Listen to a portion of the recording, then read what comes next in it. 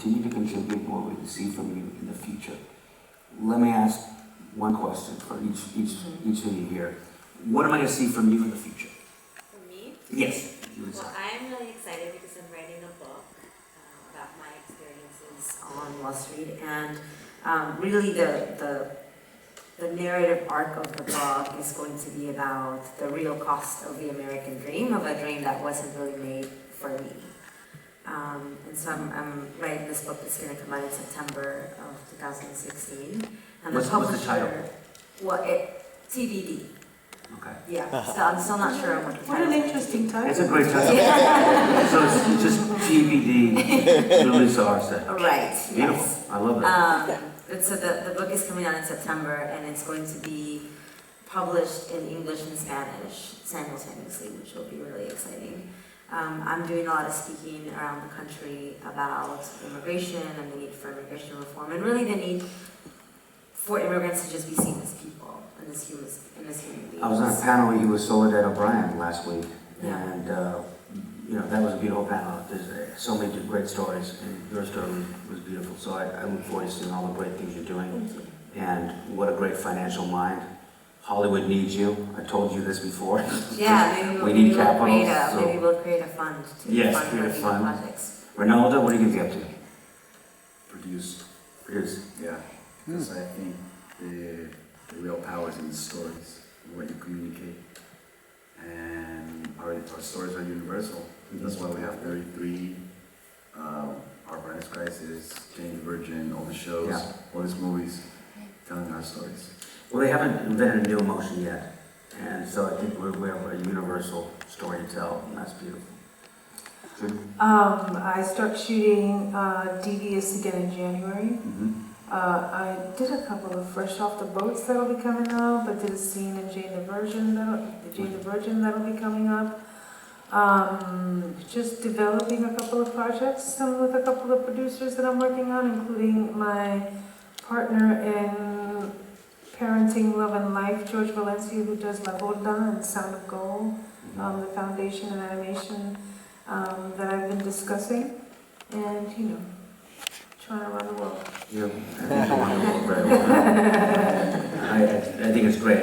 I thank you all for coming. Thank you. It's amazing. And I'm going to open this up to questions now because we like to do that all the time. So, thank you.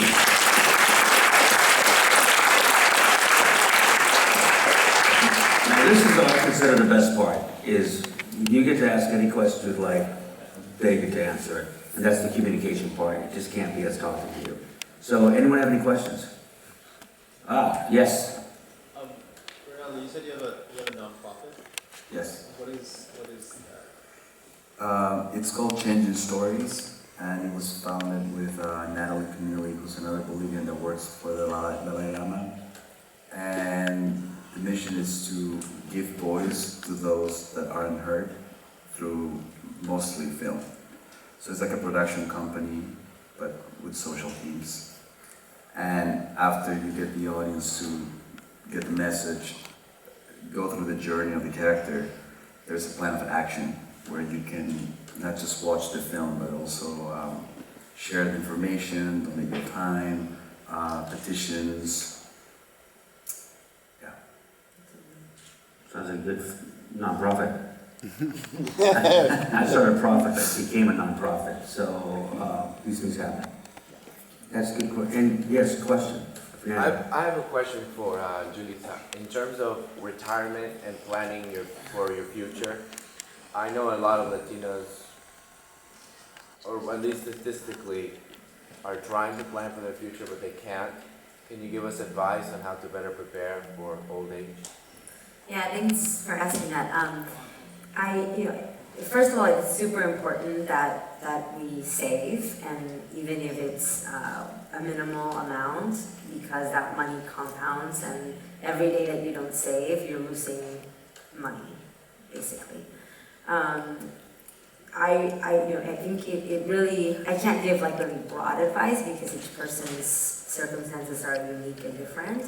But there are now a lot of resources where you can invest and you don't have, I think a lot of times we think investing requires like a ton of money for us to be able to invest, and that's not the case anymore. There are a lot of online, really great startups that are helping people invest money, even if it's investing $25, $50 a month. Even with that much money, you can get started with investing.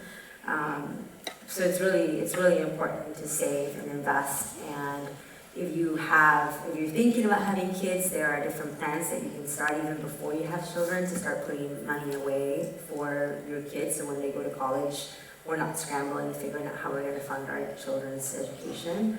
And I said this before at the Latino, at the Latino tour, which is that a lot of us think like we're just trying to be rich, right? We're just trying to get enough money to buy a car and to buy a house, and we should be thinking like bigger than that. We should be thinking to really be wealthy, because really what matters, I think, what matters in my life is what I leave behind for those that come after me. And whenever I meet people and people say, oh, that person comes from old money, I want one day someone to say of my kid, like, oh, she's from old money. And my grandchildren to be like, oh, like, that Latino girl, she's old money. Like, I want that to be my legacy. The risk of me sharing my story is that then we create sort of this good immigrant versus bad immigrant, right? And there's no such thing. Recently, this woman tweeted at me and said, you're talking about undocumented immigrants, and they are very different than legal immigrants. And I just don't see the difference. I don't think that pieces of paper matter. It's still human beings that we're talking about, and I think the more that we share our stories, the more that we'll be able to change the issue, and the more we'll be able to humanize it. So you can actually go on defineamerican.com, and there's other platforms that you can go on and share your story, so that more people are aware of who the individual people are that are being affected by our lack of action. But that's, to me, telling stories, and that's why I'm so excited to meet you two who want to tell more stories that have a social cause. Because I think that it also has to be a cultural change. If you look at, for example, LGBT rights, if you didn't have Ellen DeGeneres and if you didn't have Will and Grace, then we wouldn't have, gay marriage wouldn't be legal in this country. And I think in the same way, we've got to include more nuanced storylines about immigrants and about Latinos in what we see on TV, because what we see on TV is what kind of gets stuck in our subconscious, and that's what we think about an issue. So if all you're seeing when you see an undocumented person is someone crossing the border illegally with a coyote, then that's the only narrative you have. And there's a risk in having a single narrative, which is why we've got to tell more stories, both real stories and then fictionalized stories on TV. Yes. For Judy, kind of building off of what you're saying about how we get stuck in this role, what advice do you have for young actors who, shoot with like the valet again, or the cashier again, the mechanic again, versus somebody with a storyline? Like if you're not at the successful point to throw the finger yet, what advice do you have for? I'm reluctant to give anyone advice, you know what I mean? Because everybody has to do what they have to do. I remember when I told my mom, after an all-day talent show at St. Margaret Mary's Church, Santa Margarita Maria, where I sang, I danced, and I did a scene of La Casa de Bernarda Alba. Mommy, I know what I want to do. I want to be an actress. And she go, ¿qué? Ay, Judy, please. No, you're going to be a teacher, you're going to be a social worker. No, you're not. Please. That's for white people. And I was, because I had an epiphany. And she just shut on my epiphany. And I got so pissed. And I was like, well, I'm going to do it. And I turned around and I stomped to my room and I slammed the door. And in my house, you don't stomp your feet and you don't slam doors. But I was just clear. And I never turned back. So oftentimes people always tell you, you should, you need, you have to. And but what I will say is there is an instinct that you have And then there will be like heartbreaks and disappointments, but it's only your absolute best that you can follow, right? Devious Maids I took because I responded to the script, and because throughout a series, if the pilot got picked up, I had an opportunity to realize something based on a character that I thought I could build. It completely reminded me of my mother. And I had an opportunity to really create something as a result. You know what, for me.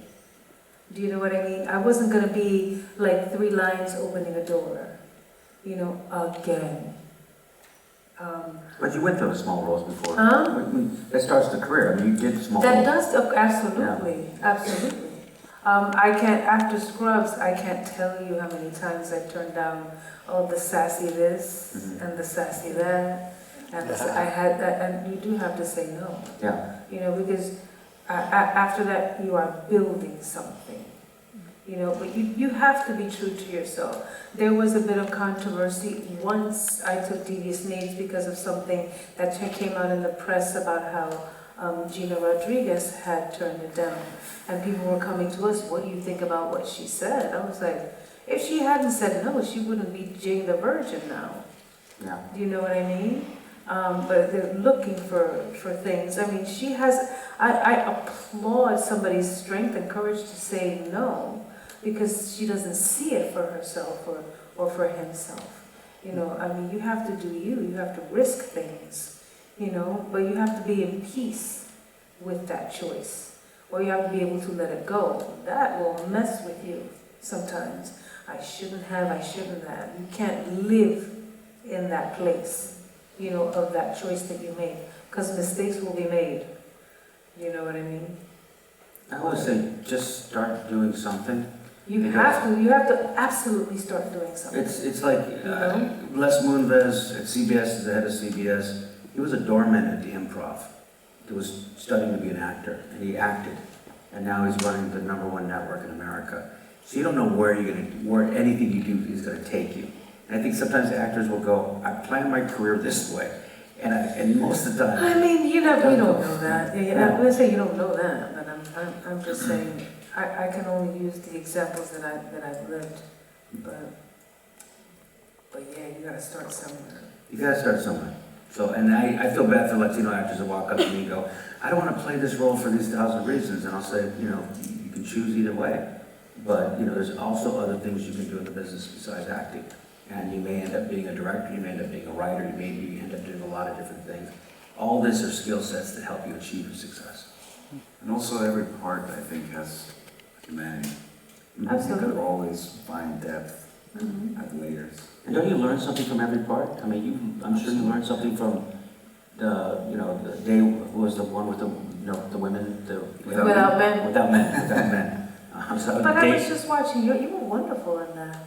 I completely forgot about that. I was watching that montage. You did a great job with that. Yeah, no, and I'm sure you learned something in that role. Can I just say, like, as an audience member, I was telling Judy that prior to being on the panel with you, I wanted to watch a couple episodes of Devious Maids because I always like to be familiar with the people that I'm on a panel with, and I watched a couple of episodes, and then I totally got hooked and watched like the entire first season of the show in like 2 days because it's such a great show. And to your point about humanity, I think for me this show is so much more than about like 5 Latina maids. It's about their lives, it's about their stories, it's about realizing that yes, they're a maid, but they're also a human being, and they have so many more things about their lives. They have families, and when they leave their work, they go back to their families, and they have goals and things that they're trying to accomplish by having that job. So I think some of the criticism is really just poorly researched. Yeah. Because you just judge it by the headline. By the headline, by the work, by what the job they have. Right, exactly. Well, it's a media imposed self-hatred. Right. I think it's a great show. I said I watched the first season. I'm like really looking forward to getting home and watching the second season. One of the examples of I look at Eastside Morales on the brink right now. He's playing the President of the United States. I think you need to have a depth of a lot of roles. And that's what every actor went into this was to play someone other than themselves, in a strange way, to explore someone else's life. And I think, what I've seen with TV Spades and other stuff, I know where the controversy comes from, but it can't, there is no such thing as a perfect show. Shows have faults and things like that, just like how humans do. So I think it's great. And I think it was great that Ava's doing so well with it. I mean, you got 3 million viewers, I think, at the first season. It's 3 million. That's not doing bad at all. #1 rated show. So, do I want to see a female Latino president? Yes, I do. But that's what we're building toward. We're doing those things. I think we've got to get out of the shadows. In immigration, we've got to get out of the shadows in terms of less of us on TV. And that's our future. Any other questions? Oh, yes. Ma'am, in regards to your history, what are some of the trials and tribulations you had to endure and overcome throughout your career, ma'am? Endure and overcome. I mean, I don't know that I can answer that. I've felt how I can answer that. I've felt pretty blessed throughout the years. You know what I mean? There's a substantial amount of sexism, I don't know how specific I can be with that. I'm feeling pretty blessed sitting here right now, It's been a very blessed career, I have to say. Pay is an issue. Do you know what I mean? Being paid a lot less than Anglo and male counterparts. Even with this show, to be able to do it under the circumstances, particularly after the writer's strike, took a substantial pay cut to be able to participate. And to be able to continue it. So those are the issues that you deal with. And the things that you often find out you don't get compared to male co-stars, Anglo co-stars, or other co-stars, the things that you get screwed around in the business. You really have to have a trustworthy representative, or you have to have a lot of questions and you have to be really, really cutthroat and on top of it. I've changed my entire team in the last 4 months because you find out a lot of shit, and I continue to grow and realize how naive you are sometimes. And that's the business. You try to figure out, is it me? Is it because I'm a woman? Is it because I'm Latina? Is it because I'm older? Is it this? And you just have to realize that's just Hollywood. You figure it out as you go along. You can spend a whole lot of time, feeling bad or saying, it's this, it's that, or you can just take care of business. Just take care of business. And I think that's, when it comes, we spend a lot of time saying Latino this and Latino that, Latino this. I think we just have to buck up and just face it and change it and address it. Instead of just like compartmentalizing it in, over-labeling things and just addressing it and do how they do it. You know what I mean? Figure it out. Or it's like, well, take a page from their book. All right, this is how you figure it out. Okay, let's figure it out together. Or let me do it how you do it. Change it. Fire this guy, hire this guy, hire this guy, and figure out how you do it.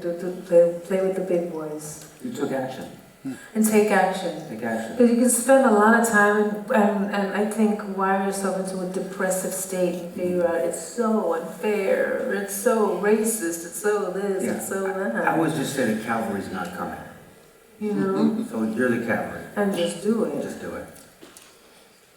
Or be confused by it, or be trapped by it, because there is always a way out. Or write about it. Act it. All those things are acting. Exactly. That's always been a good outlet for me. Just put it in as your acting teachers would always say, just put it in the work, put it in the scene, Yeah, use it, use it. yeah, nothing's wasted for an actor. Yeah, Yeah, Bouncing off of that, acting is reacting and listening. Exactly. Did you and Reynaldo learn anything from working together off each other in Without Men? And also, I think, Reynaldo, you worked with Christopher Plummer on his Oscar win a few years ago. What was that like? And That's two questions. I'll say Without Men was an unusual and funny experience, and we had a really good group of boys and girls to work with, and we used it. It was kind of a goofy environment. We had an unusual director. We really weren't sure where she was coming from half the time. So we played brother and sister. We just kind of played around. We played around the whole time. We were kind of lost. So you really don't know what's gonna happen. That's the you fun. don't, and You it's get there and you create the moment. and it's in the moment. it's very improvisational, Yeah. yes. Very lazy. You keep it loose, Mm. you know. That's what I liked about it. I saw a spirit of almost improvisation and Uh-huh. play, and that's great. I don't think I didn't feel the movie was taking itself serious. It was having a good time. And I think that's infectious for an audience. If they know you're having a good time, they're having a good time. Do you want to answer that anymore? Christopher Plummer. Oh my gosh, Christopher Plummer.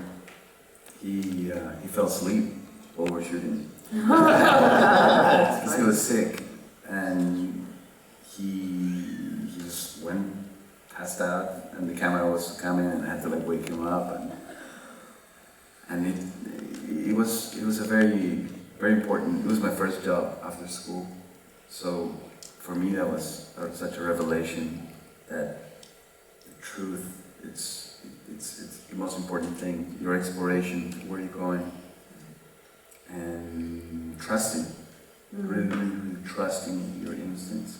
And it's not an easy job. I got in a lot of fights with many directors, and I'm very like polite and very nice. I'm a Catholic boy, but there's a point that you have to be like, no man, I'm sorry, fuck that.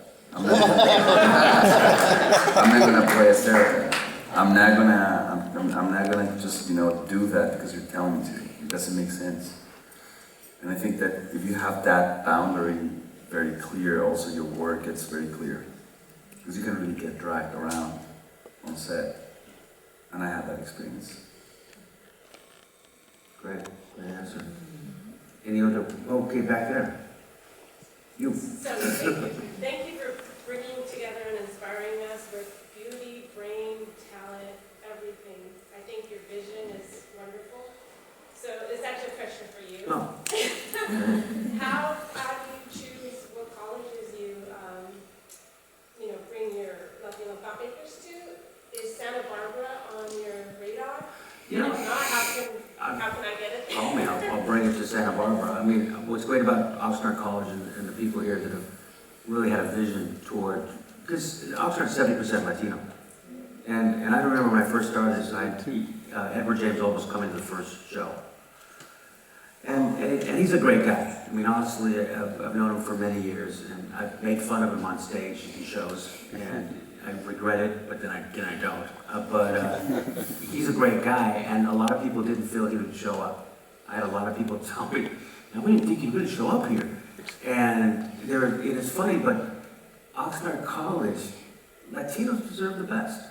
We're 70% of this population. We need to be recognized and celebrated. I honestly really believe that, and I think if I could take, people that I admire, I admire everyone here. I honestly, everyone on stage, I'm not a performer or writer at this point, I'm like a fan. And I think it looks contagious because I honestly go, wow, I love their work and I love what they're saying. We had Marco Antonio Regil here the other week. And I've known him for years, but on the stage, he broke down crying and talking about his mother, who has Alzheimer's right now. And that says a lot about you as an audience because he felt comfortable. And we're at home here. So I love doing this, and I'll continue to do it You know, Tavis Smiley wants to executive produce and come aboard. We've got the Tavis Smiley show on PBS, and I definitely want to work with them to bring this also on television as well, because, you know, we need to change the narrative of how people think about Latinos. You know, that's why I keep saying thank you.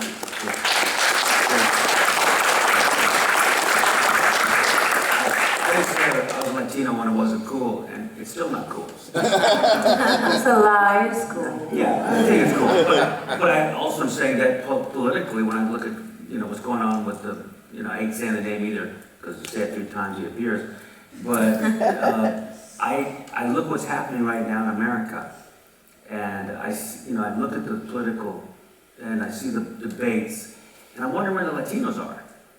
And even the Latinos that are on the Republican Party, I wonder where the Latinos are. Because we're not seeing a lot of that. So there's a real need.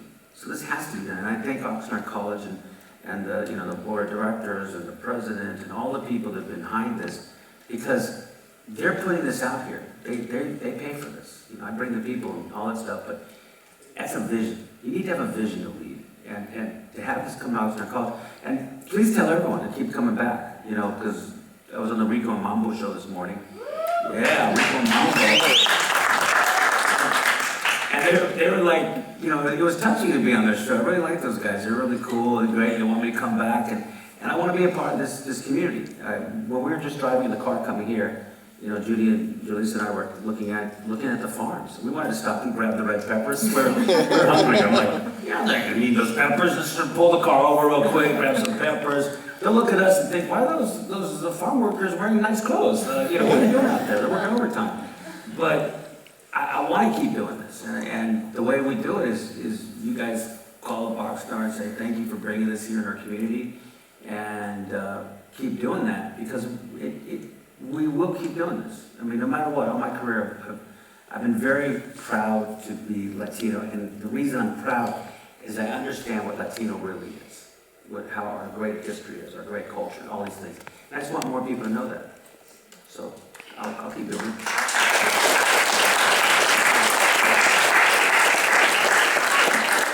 Santa Barbara as well. Oh yeah, bring me Santa Barbara. I like Santa Barbara. And actually, I want to thank my son. I was listening to, he made me put it on 104.7, Rico Mambo Show, and that's why I'm here. So. Wow, look at that. Thank you, Rico Mambo. Those guys, hey, Rico Mambo. Check it out. I had a great time with their show. I was like, Is that them right there? wait, did you hear that interview? Is it really? I was like, we're like old bros, you know. It's like he's talking about the beer. He was like, he worked in the beer industry and all these different things, and it was really true. It was like there's a shorthand that we all have, that we talk to each other. There's a shorthand. I give speeches around the country, Harvard, Stanford, things like that. And I'm on these daises, and I look out and I see a waitress at the banquet hall, and that was my mother. And I can never forget that. Wow. That waitress is my mother. That doesn't end for us as people. So that I wish, you know, look, my children, I want to learn to love being who they are. And they're actually Mexican Irish, so they're Mexicans. And, but beautiful, great kids, and I want them to love all their culture, and I love everything about themselves. I think that's the part. There was a time in our Latino world where, you know, when you're Chicano, was like, yeah, I'm Chicano, and I hate my Spanish conquistador side. It's like, it's part of you. Don't hate anything about yourself. Whatever it did to take you to be who you are right now, be grateful. So yeah, well, I'll go to Santa Barbara and Oxnard, presented by Oxnard College, so we'll do some inter-college thing. Another question, and then we'll wrap it up. Oh yeah, way in the back. What did he say? Yeah. Quick question for the four of you. What do you guys utilize to brush off and just get out of all the Hollywood bullshit to go back and connect to yourselves and to your roots to keep you motivated and focused on what you do day in and day out? That's a really good question. What's the one thing or things that motivate you, that get you back into reality and recharge your batteries, so per se, to get you focused and get back in the fight when you go and deal with the bullshit at Hollywood and all the stuff that I do? Well, Being in the spotlight, you know. I'll answer first, and we'll just go down the thing. I think for me, my family, you know, in a lot of ways, my family really centers me, because I have no choice. I mean, it's like, I'm getting, you know, people go, why are you doing what you're doing? I go, I gotta feed my family, you know, and it centers me, but also to be within my community. That's a big part for me. It's great, you know, hanging out with Rico and Mambo this morning was, you know, a blast. It was so good because I felt I was in my community. That's what centers me. You know, because I just came from CBS, I was directing over there, and very corporate world. And then coming here, I'm part of you. You know, they were surprised I don't have a Hollywood attitude. And the truth is, in Hollywood, you get your butt kicked all the time. So it's not like I'm walking around doing, you know, acting with attitude. You're grateful. I'm grateful to be here. And I never know how many people are going to show up, or how little, or how many, or whatever, or what questions you're going to ask. And this is what centers me, being in the community. That doesn't. I go to the spa.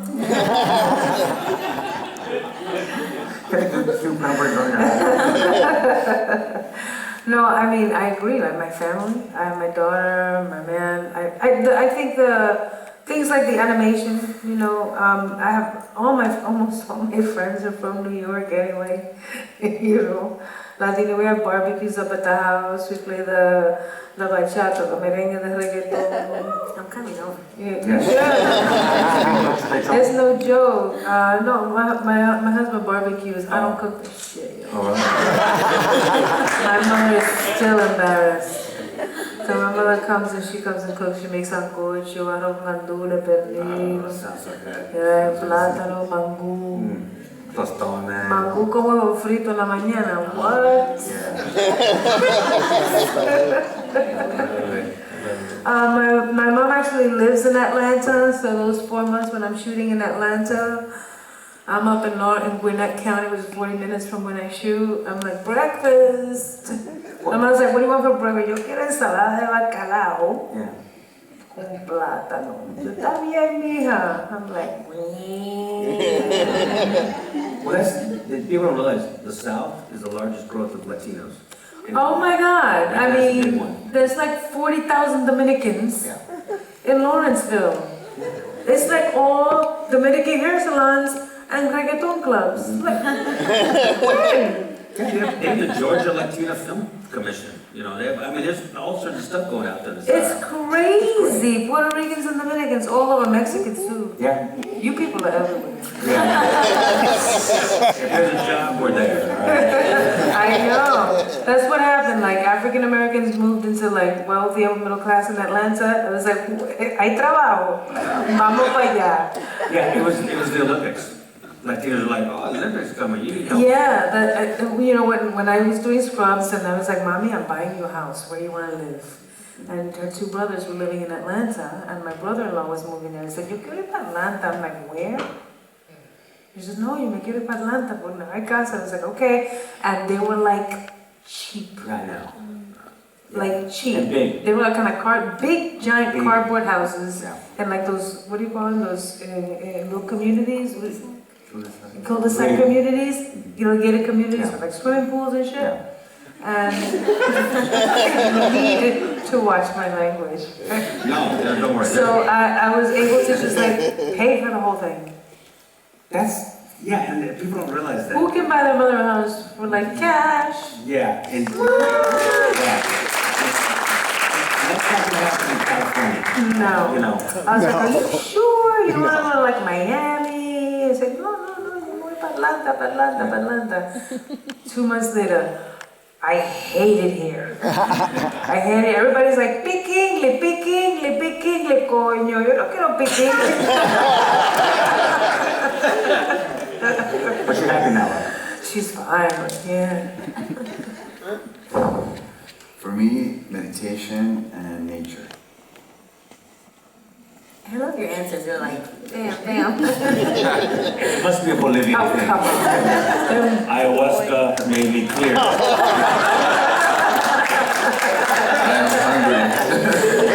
I will pour you. That's it.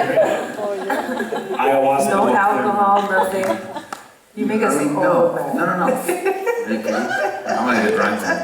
No, but I'm just saying that, like, if I really, I think especially LA has a very intense vibration.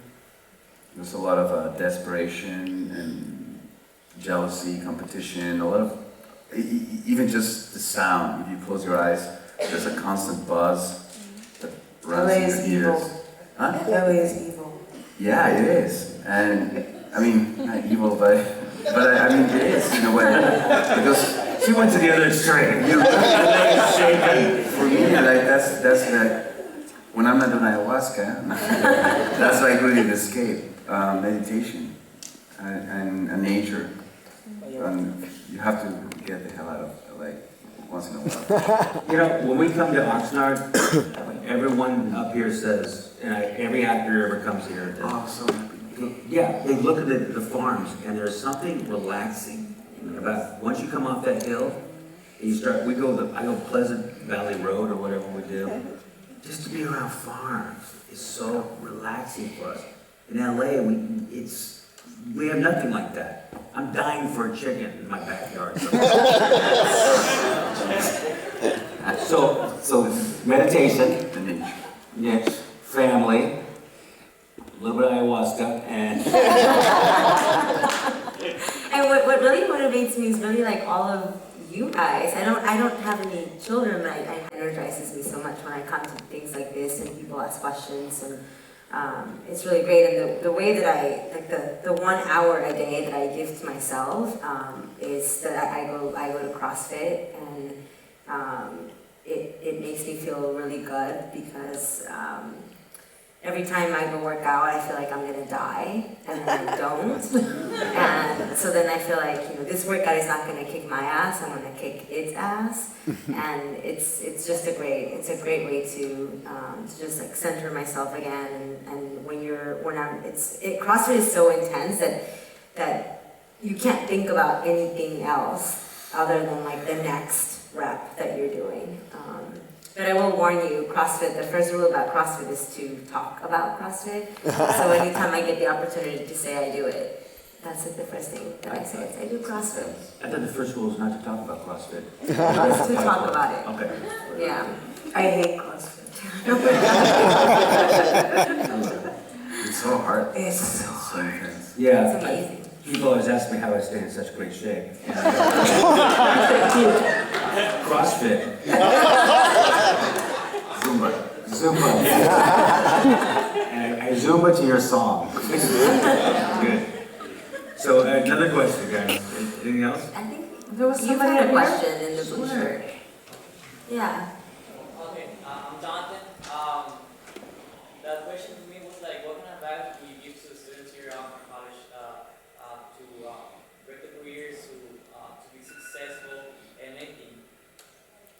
What advice would we give to students at Oxnard College to break the career? To break the barriers. Break the barrier. I was like, break the career. I would say keep being you, and you is good enough, and understand that deeply, but at the same time understand that you got to keep improving you, the more you. It's lifelong. Education is a lifelong thing. I had dyslexia. I was flunked in school. But I spoke at Harvard. So I would say the advice I would give Oxford students.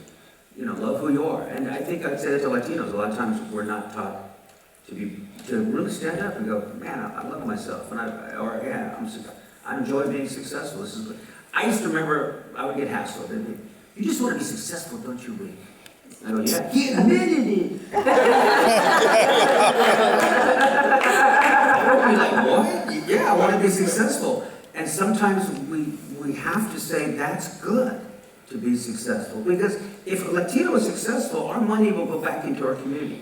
Our money will go back into our parents. Our money will go back, of course, to Judy, Successful Latino just made Atlanta bigger with Latinos, by buying a home. And look what we're doing to the economy. So I would say enjoy success. Success is your natural right. Get that in your head. Yeah, so a lot of people say like, or new generation, like, oh, you guys are lazy and this and that, and I don't know why you have your mind. And so I see a lot of people say that about our generation. I've seen a lot. They say that the Latinos are lazy, or? The millennials? No, Or- I said like new generation is not like we used to be. Like we used to work hard. This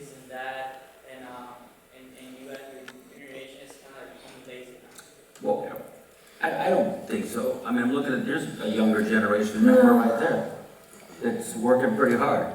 I do think that, I do think that, I mean, the very first thing you have to do, and I said it earlier, is like you've got to take care of business, right?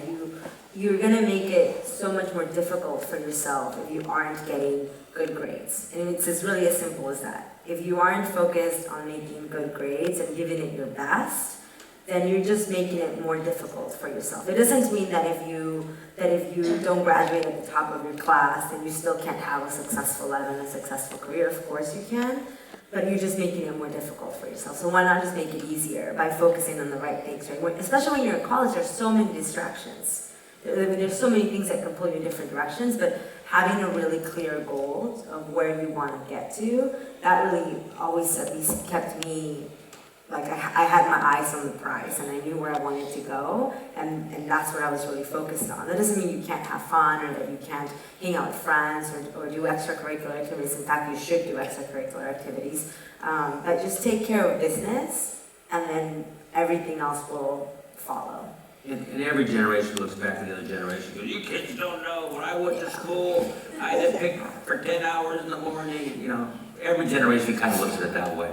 The truth is, I find, you guys, college kids, I don't find you lazy at all. I find you looking at the world going, what am I gonna do?